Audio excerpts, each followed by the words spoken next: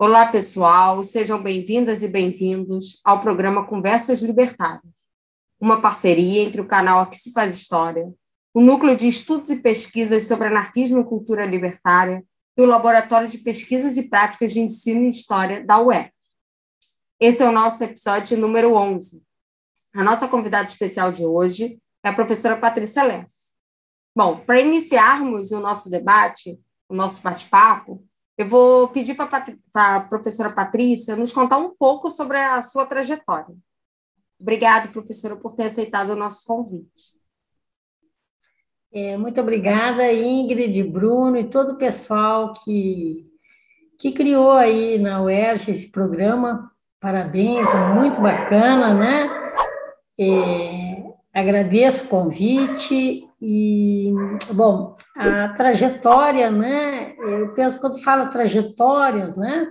A gente pensa assim, onde começa, não é, a parte assim que vem de estudo e militância e ativismo, né? Porque essas coisas se encontram quando a gente escolhe temas como pensamento anarquista, feminista, antiespecista, né? Então, são estudos que também comportam, não é, essa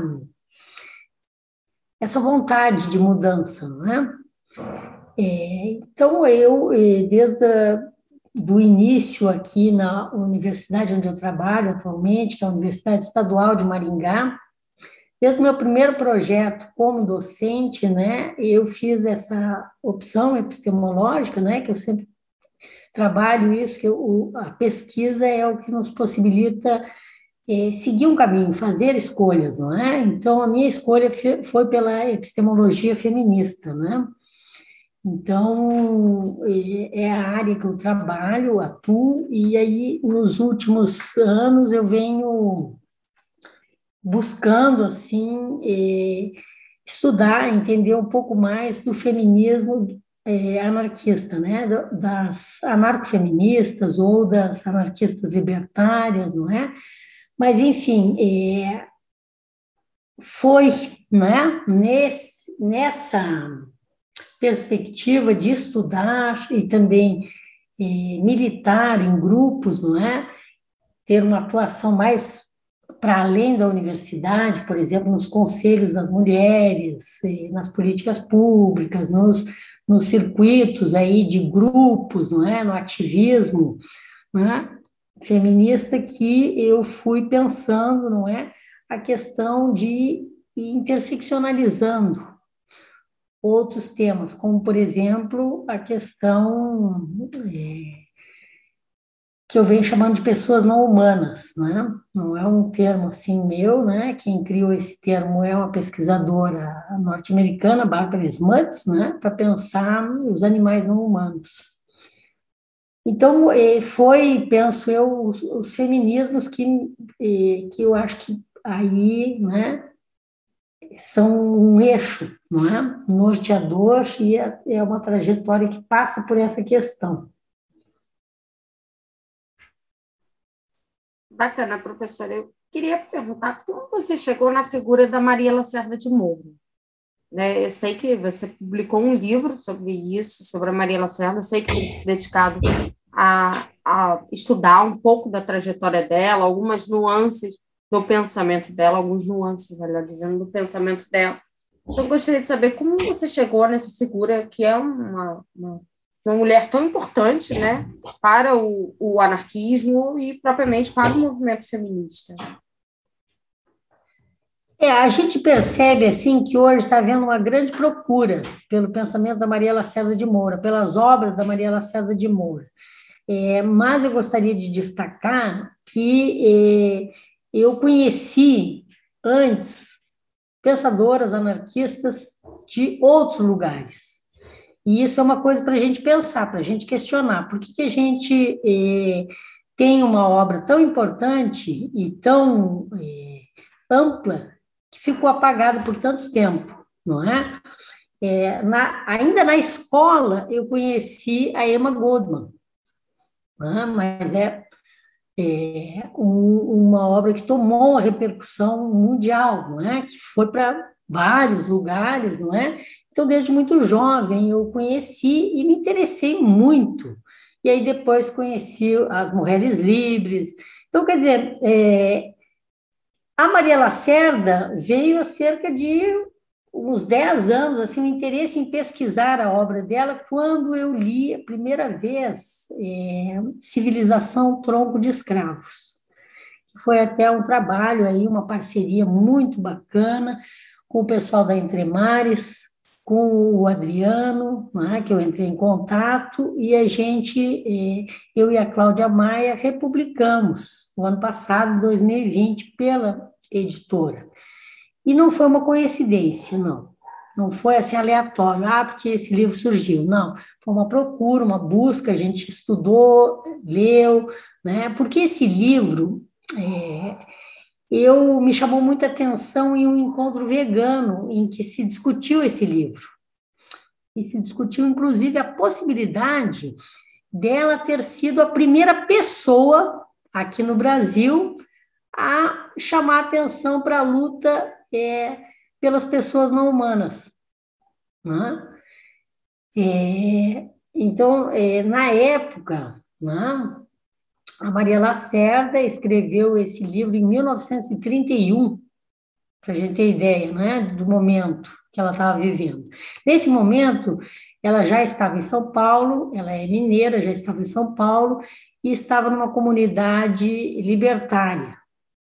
Nessa comunidade libertária haviam algumas propostas, como o vegetarianismo, o naturismo, a macrobiótica, então, dentro da perspectiva do anarquismo individualista francês, da vertente francesa, que ela teve contato, né?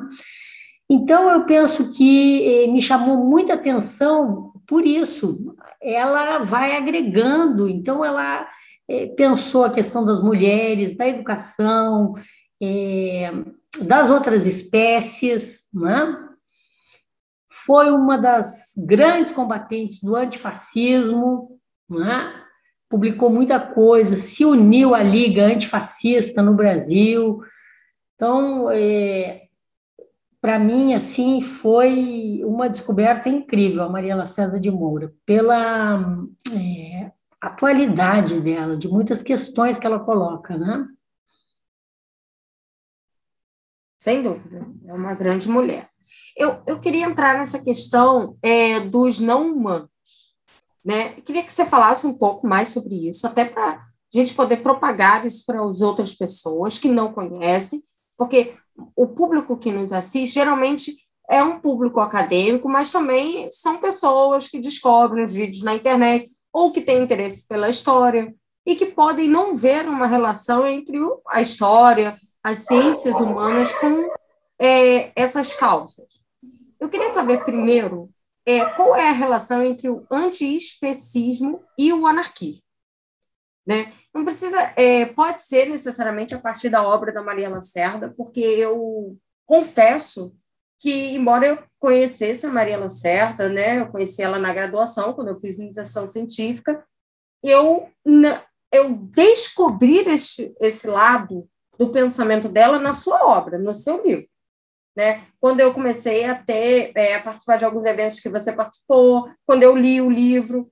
Então, para mim, ainda é uma novidade. Então, eu queria saber qual é a relação do antiespecismo com o anarquismo e como ele está inserido na obra da Maria Lacerda.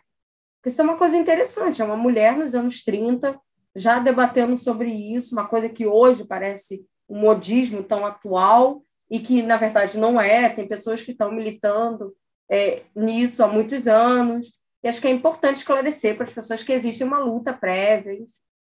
Eu queria que você comentasse um pouco essa. É claro que a discussão, no período aí em que viveu Maria Lacerda de Moura e outras tantas pessoas que escreveram, não é? Tanto anarquistas como feministas, naquele momento da história, escreviam já sobre isso. Né? Então, a gente tem várias pensadoras que escreviam sobre a questão da vivissecção. que é cortar o animal vivo em pedaços, que são os testes científicos, sobretudo na Inglaterra, isso foi muito forte, então a gente teve ali, não é, pensadoras que já lutavam contra isso, e aí foi expandindo, foi para outros lugares, não é? Foi, então, um momento em que também se começaram a difundir as dietas vegetarianas. No meio anarquista, isso estava muito ligado também a uma questão de uma vida mais integrada à natureza, a volta ao campo, a alimentação, que hoje a gente fala em produção de orgânicos, em várias outras terminologias que são muito aí contemporâneas, né? Que vêm ali dos anos 70 e vão, não é? Sendo agregadas, né? Mas já ali no final do século XIX, início do XX, a gente teve uma grande revolução, não é? Feminista e anarquista, não é? Uma grande movimentação internacional e haviam muitas trocas, não é? Então, a Maria Lacerda, ela, René, alguns outros pensadores, não é, influenciaram muito essa perspectiva. Mas é claro que tudo isso muda radicalmente ali nos anos 70, quando aí vem outras discussões. Então, o especismo é uma terminologia criada nos anos 70, tá? Muito embora seja um conceito, e a gente articula esse conceito para tratar, então, de obras anteriores, fazendo esse uso conceitual, não é, para pensar, não é, como que as pessoas já lutavam pelas pessoas não humanas, né? Como eu disse, quem criou o termo pessoas não humanas foi uma primatóloga, e o termo pessoa é interessante porque ele no dicionário, ele remete ao humano. Então, quando a gente utiliza para as outras espécies, quebra uma ideia de diferença por espécie, né? Ou seja, nos aproxima um pouco mais. Aí é claro que com as discussões do veganismo, isso vai multiplicar. Então, a gente tem alguns trabalhos, eu trouxe um livrinho aqui, um pequeno livro, né? Veganarquismo. O autor é o Brian Dominic, né? E foi publicado em 2019 pelo Monstro dos Mares, e tem várias outras perspectivas que buscam, então, correlacionar a questão do anarquismo com o veganismo, com a libertação animal. Tá? Então, a gente já tem isso hoje acontecendo, não é? Os grupos que trabalham com o veganismo também, a gente tem os que trabalham mais nessa perspectiva de uma libertação animal, de um pensamento mais ecológico também, né? Então, hoje a gente tem uma complexidade muito maior, né? Onde a gente vai encontrar desde aquele veganismo pequeno burguês, onde a pessoa só pensa em substituir um produto derivado de carne por um industrializado, que, de certa forma, também está aí, de certa forma, prejudicando a vida planetária, vamos dizer assim. E a gente tem pessoas como, por exemplo, os grupos indígenas que vêm discutindo essa relação também. Se a gente for ver aí os discursos, o pessoal vai dizer assim, mas eles caçam e pescam, mas é completamente diferente, não é uma caça nem uma pesca predatória, não é uma caça nem uma pesca desportiva, para se divertir, e inclusive se divertir com o que não é legalizado, não é? Com aquilo que é justamente para burlar, não é? Pagando altos custos, inclusive a custa de escravização de pessoas também, né? Porque aqui no Brasil a gente tem uma realidade que eu abordei lá no curso, no livro da Maria Lacerda, que é a questão da caça ilegal, né? Existem fazendas que promovem, então, caça de animais silvestres dentro dessas grandes fazendas e as pessoas pagam, porque é muito fácil a gente falar dos safaris que acontece lá na África. Mas e aqui? Que a gente ainda tem trabalho escravo, que a gente tem queimadas, que a gente tem a expulsão dos pequenos trabalhadores, né? Das famílias de pequenos trabalhadores, a expulsão do pessoal das comunidades ribeirinhas, comunidades quilombolas, indígenas. Todo esse pessoal tem uma outra realidade e uma outra forma de relação com as outras espécies. Então, quando a gente fala em libertação, a gente tem que pensar, então, que de vários modos, não é? A gente pode pensar essa libertação, mas ela tem que estar conectada com o meio ambiente. Hoje a gente está vivendo aí cada vez mais a questão dessa pandemia aí que gerou, não é? Uma discussão muito forte dessas doenças que estão vindo dos cativeiros. Então, a carne industrializada, não é? Ela é também a morte industrializada, é a gente aceitar, não é? A morte em grande escala. Então, essa era uma discussão que já estava latente. Se a gente for ver várias pessoas, entre eles anarquistas, que pararam de comer carne, foi justamente quando se deram conta como estava já lá no início do século XX os frigoríficos. E se a gente for vendo na história da indústria da carne, os frigoríficos foram ficando cada vez mais escondidos. Eles são praticamente isolados. As pessoas não têm acesso. Porque se elas tivessem acesso, muitas desistiriam de comer carne, porque é terrível a visão que se tem, não é?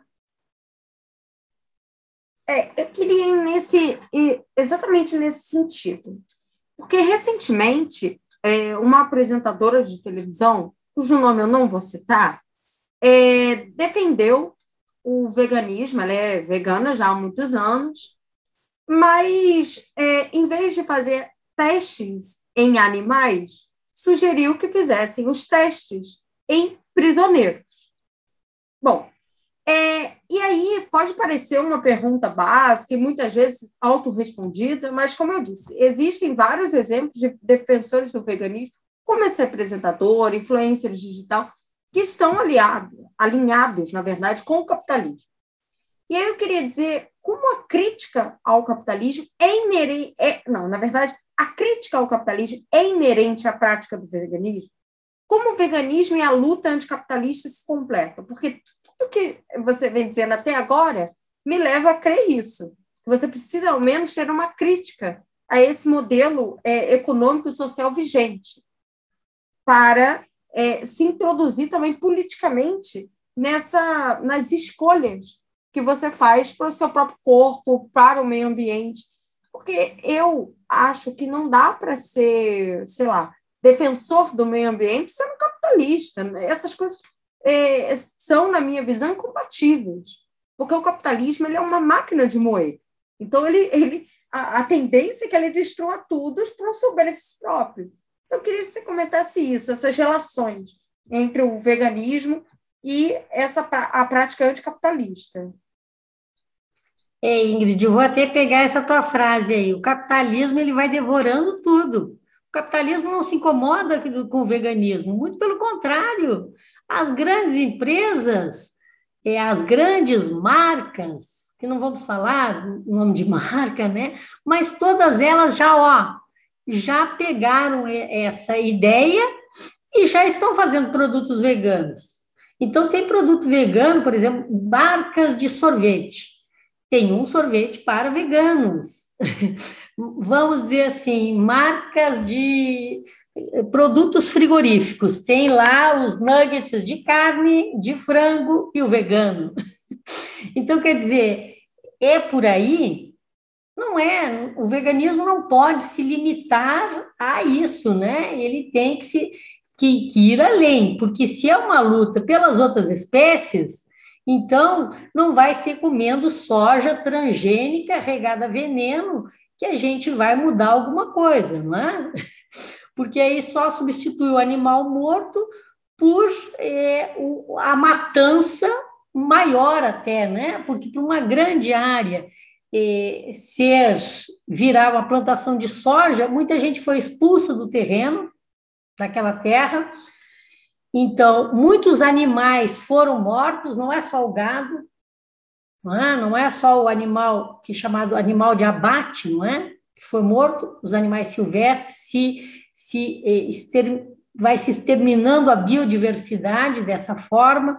Então, nisso é que eu acho que a questão que se tem que pensar é mais ampla, não? É pensar essas conexões aí, então, do veganismo com as outras lutas, porque o ecofeminismo, por exemplo, ele está muito próximo das discussões que algumas pessoas indígenas vêm fazendo, que é a apropriação das sementes pelo capitalismo. Então, quando o capitalista vai lá e retém as sementes, o que significa isso? Então, a pessoa que está na cidade, ela não está pensando muito nisso, porque vai lá, a alimentação é o supermercado que oferece, né? Só que quem está ligado ao campo já é outra coisa, quando tu tem aí a retenção da semente por uma multinacional, não é? E aí é muito complicado, porque acontece coisas gravíssimas, como, por exemplo, é muito comum um pequeno agricultor, né? Então, ele vai e planta o milho dele, o milho crioulo, né? Só que o milho, ele é modificado, ele sofre influência. Então, se houve uma plantação muito grande de um milho de sementes transgênicas, pode haver uma mutação. E aconteceu muito de os pequenos agricultores se sentirem prejudicados, entrarem com o processo ser revertido, e essas multinacionais pegam, inclusive, a terra dele, porque vão dizer que ele estava prejudicando aquela semente. Então, isso são, assim, questões que estão muito além de qual a luta vem na frente, qual é a bandeira a ser levantada. A questão não é essa, a questão é que a gente tem que fazer, pensar essas várias lutas, essas várias formas aí de luta no sentido do anticapitalismo, né? Porque o capitalismo, ele vai se apropriando, ele vai, de certa forma, transformando tudo em produto, e aí as pessoas vão entrando nessa de achar que simplesmente não comer carne, não é? Pode, então, ser uma grande revolução. A revolução, o próprio Brian, desse livro o Veganarquismo, não é? Ele vai falar, sem a revolução social, não é? Não haverá uma mudança. Ou seja, sem a gente mudar as consciências, a gente trabalhando outras questões e conectando essas opressões, né? E vendo o quanto isso, né, está relacionado também com o racismo, com o machismo, com o classismo, né? Então, penso que é por aí. Eu tendo a concordar com as coisas que você disse, porque, de fato, as pessoas não têm consciência, sobretudo quando elas dizem que fazem uma luta sem ideologia. Uma luta sem ideologia tem uma ideologia, que é a capitalista. Só que elas não percebem isso, porque ele é tão sedutor e poderoso que ela não consegue perceber que está inserido nessas micro-relações de poder. O Bruno me mandou uma pergunta, ele gostaria de saber a sua opinião sobre a perspectiva do agenciamento não humano nos processos históricos. Ele tem dito que isso tem sido bastante discutido aqui no Brasil. Então, a gente queria saber a sua opinião sobre isso. É bem complexa a questão, Bruno. Bom, a gente tem aí, né, ao longo da existência, não é, planetária, a gente tem se relacionado de várias formas, né, com as outras espécies, sejam outras espécies animais ou plantas, né? E aí eu penso que a relação capitalista é uma relação bastante doentia com o planeta Terra, né? Então, a gente tem hoje, né, aqui no Brasil, me sensibiliza muito essa luta indígena, e eu tenho acompanhado, visto algumas palestras, né, da Sônia Guajajara, de outras pessoas, né, e eu vejo assim como que é interessante a gente ir escutando essas falas, não é? Como é a relação humana com as outras espécies em uma comunidade rural, em uma comunidade ribeirinha, em uma floresta, né? E a nossa relação urbana. A gente está aí nas universidades e a universidade, de certa forma, ela foi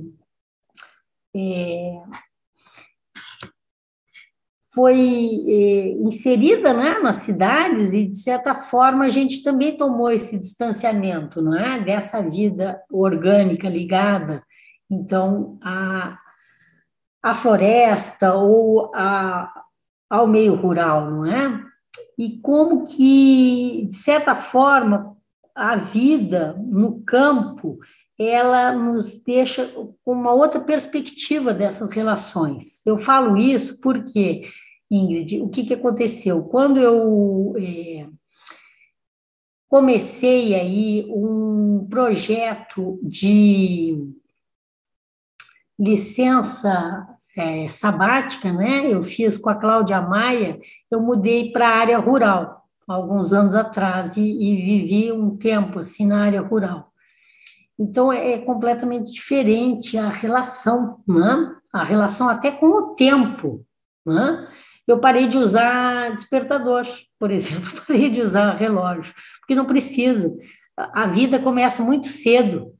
Então, o despertador são as outras espécies chamando mesmo. É muito, muito interessante, porque tu não tem esse barulho das cidades, mas tu tem as outras espécies chamando mesmo, fazendo um barulho danado lá fora.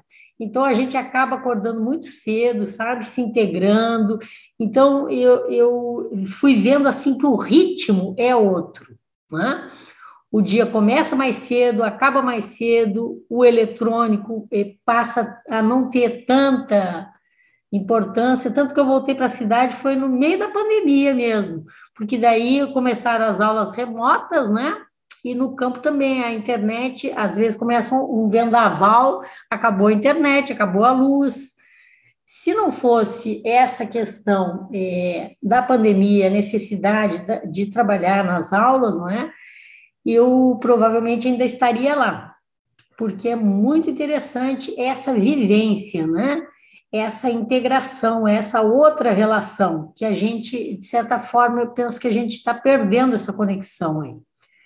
Né? Então, a gente vê que existem outras formas e esse governo que a gente tem, não é?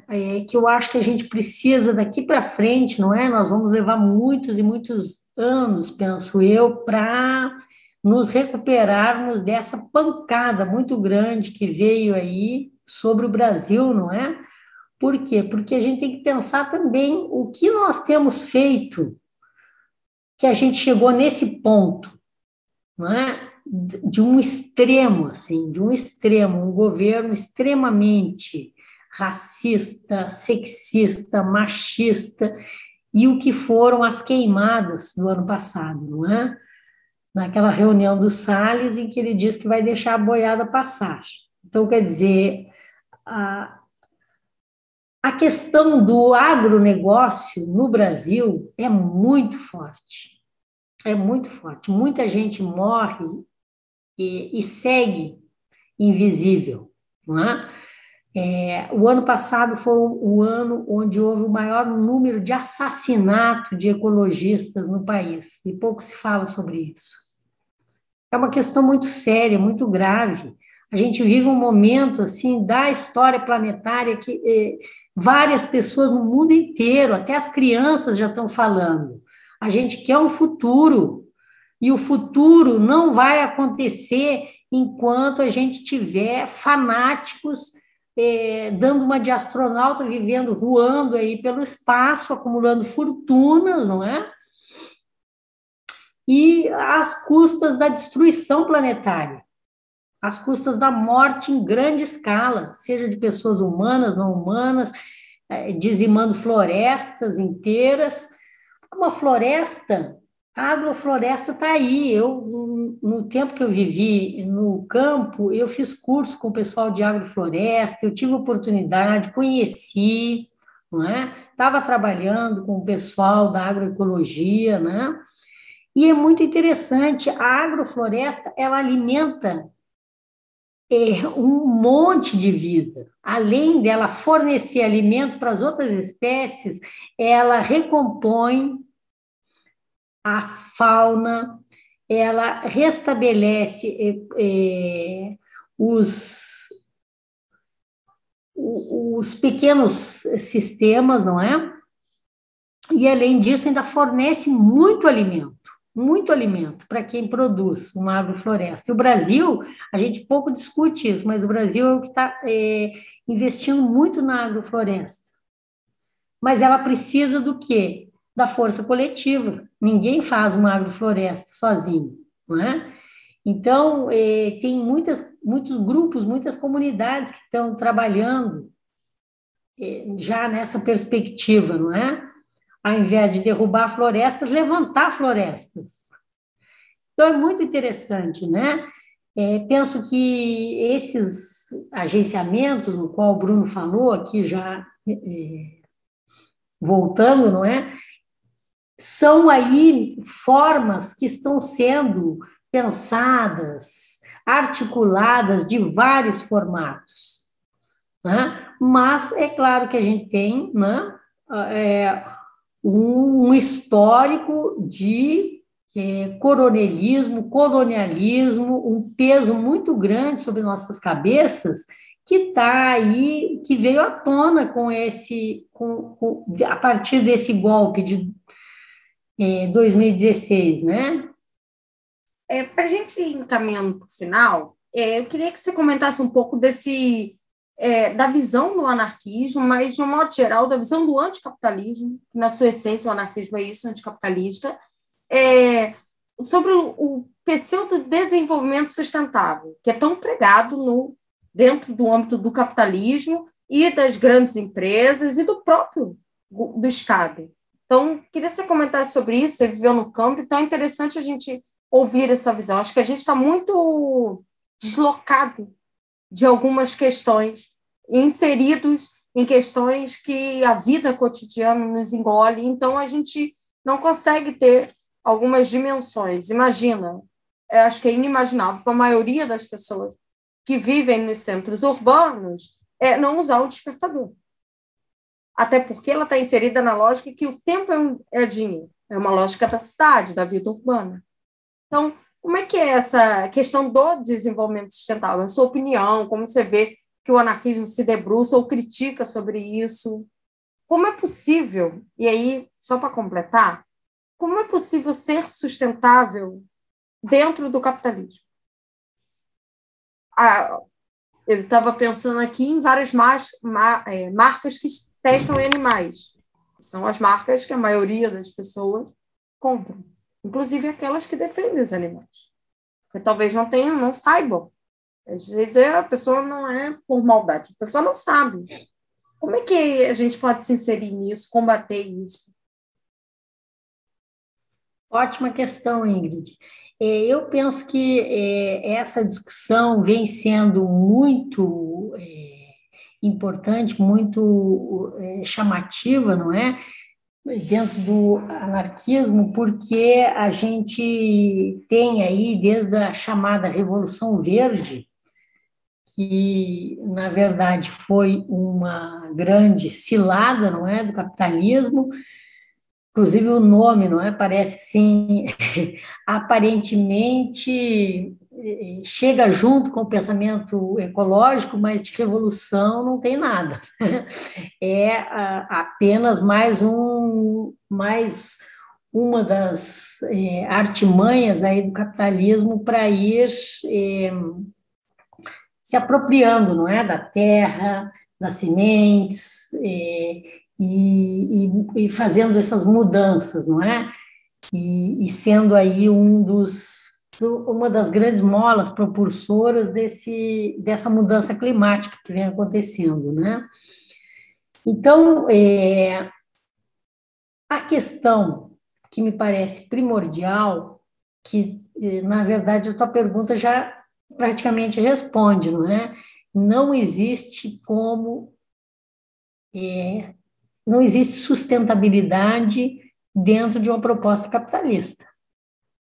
A proposta capitalista, ela vai destruindo tudo, né? Ela vai se apropriando e vai engolindo tudo. Então, a gente vê aí que as mesmas grandes multinacionais que vão comprando, por exemplo, editoras, lojas, produtos que incluem, inclusive, as nossas lutas feministas, anarquistas, veganas, não é? São as mesmas que estão aí também se apropriando das terras. Não é? Então, a gente tem aí esses grandes milionários, não é? Que vão, de certa forma, transformando tudo em royalties, não é? A questão é que o capitalismo tem que ser o nosso foco, não é mudar a forma de convívio, de relação. Eu acho que ninguém tem uma receita para isso, né?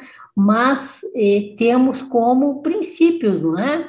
De pensar relações mais empáticas, mais saudáveis com as outras espécies, olhar com mais respeito para os pequenos produtores rurais, os artesanatos, não é? Hoje a gente tem aí, por um lado, não é? Toda uma luta, não é? Que são as micro-revoluções, não é? Então, como o Guattari dizia, não é? Esses agenciamentos que vêm acontecendo, então, entre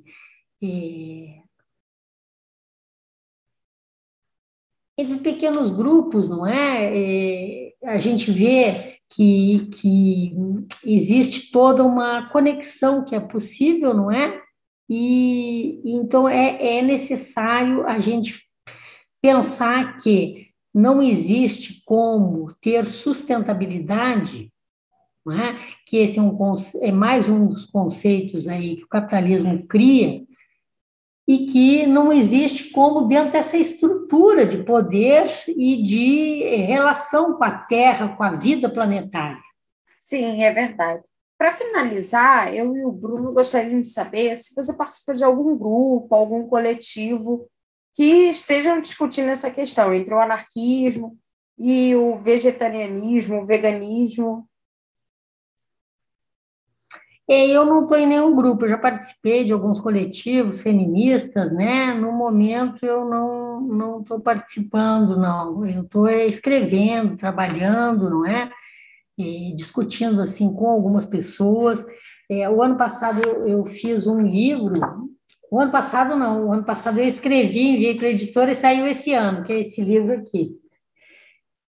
Saiu pelo selo Lunitas, editora Luas, né? Ele é bilíngue. Então, é um projeto novo meu, que eu venho pensando, e que eu quero trabalhar mais daqui para frente, né? Porque desde o momento que eu resolvi sair dos programas de pós-graduação, não ingressar mais em nenhum programa de pós-graduação, eu decidi trabalhar com a extensão, né? Então, já faz alguns anos que eu trabalho mais com a extensão trabalho com a com pesquisa, mas eu, ao invés de voltar para o pós-graduação, eu resolvi investir o meu horário na extensão. Então, eu trabalhei em uma comunidade aqui da cidade com crianças da periferia, onde a gente trabalhou um pouco da arte da questão afro-brasileira. E aí a gente visitou um grupo de crianças indígenas. Então, essa troca intercultural, assim, me fez pensar muito e me fez voltar para o início da minha carreira, quando eu trabalhava com crianças, né? E as crianças, elas estão muito abandonadas também por nós, né? A gente vive um adultismo e as crianças hoje estão, assim, né?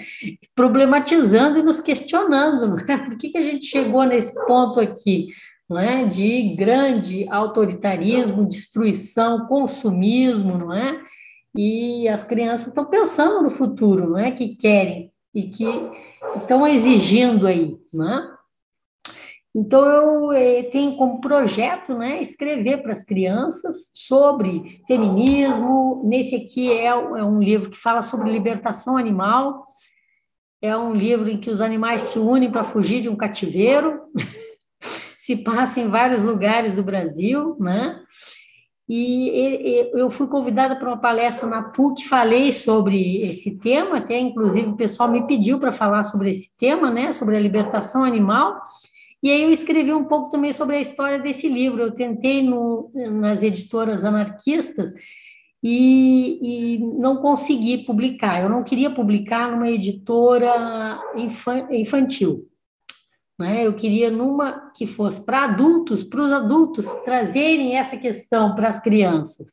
E, de certa forma, foi interessante, porque eu descobri uma editora feminista, que é a Editora Luz, e publiquei por lá, né? Meu primeiro. Já estou com mais dois aí sendo redigidos, né? E é um projeto que eu quero seguir, porque eu penso que, como educadora, né, tem várias formas para além da sala de aula. Eu acho que as histórias, não é? Tanto na contação de histórias que a gente fazia no projeto com crianças, como na produção de livros, ela atinge de uma outra forma, não é? Bem mais alegre, divertida e, de certa forma, ajuda também a gente a recuperar um pouco essa nossa conversa com as crianças. Então, é por aí, né, que eu tenho pensado e estou aí com esse projeto, não é? De trabalhar cada vez mais com crianças sobre questão do anarquismo, do feminismo, né? Do veganismo, da ecologia, são as áreas aí que eu estou querendo direcionar para os livros voltados para crianças. Nossa, é bem interessante. Acho que eu vou até adquirir um exemplar para as criancinhas da família ficarem integradas. Acho que o Bruno tem sobrinhos também se interessou. Bom, a gente gostaria de agradecer a sua presença. Eu acho que foi uma conversa muito produtiva, né?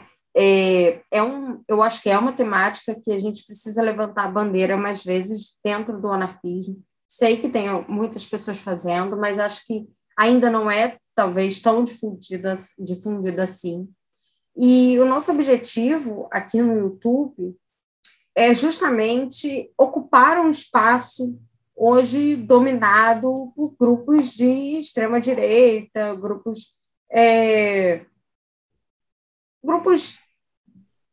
que podem ser denominados fascistas, enfim.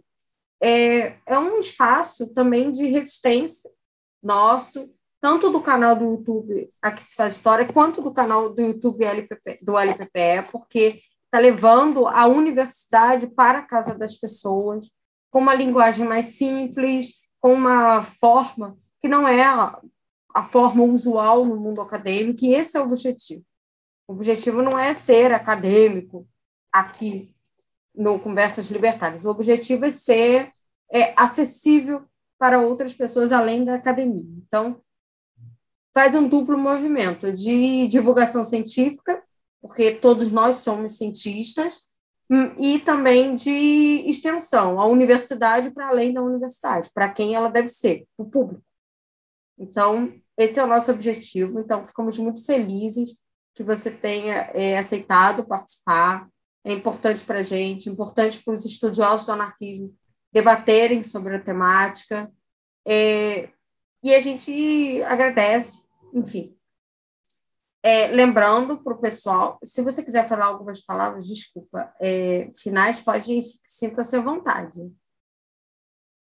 Eu quero parabenizar vocês de novo, dizer que realmente é esse o caminho, né? A extensão é fazer chegar, né, a todas as pessoas, que a gente já tem aí os governos autoritários querendo o conhecimento para poucos, né? A gente que está aqui dentro, a gente quer que as portas se abram cada vez mais e a extensão é um dos caminhos, né?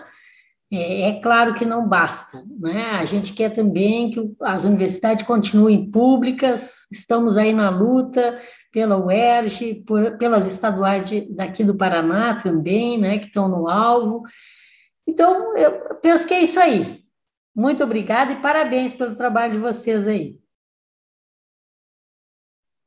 Obrigada, professora. Obrigada a todos que nos ouviram. Lembrando que o Conversas Libertárias vai ao ar toda quinta-feira, às 19 horas, no canal Aqui Se Faz História e no canal LPPA UERJ. Até o próximo episódio. Saudações libertárias a todos.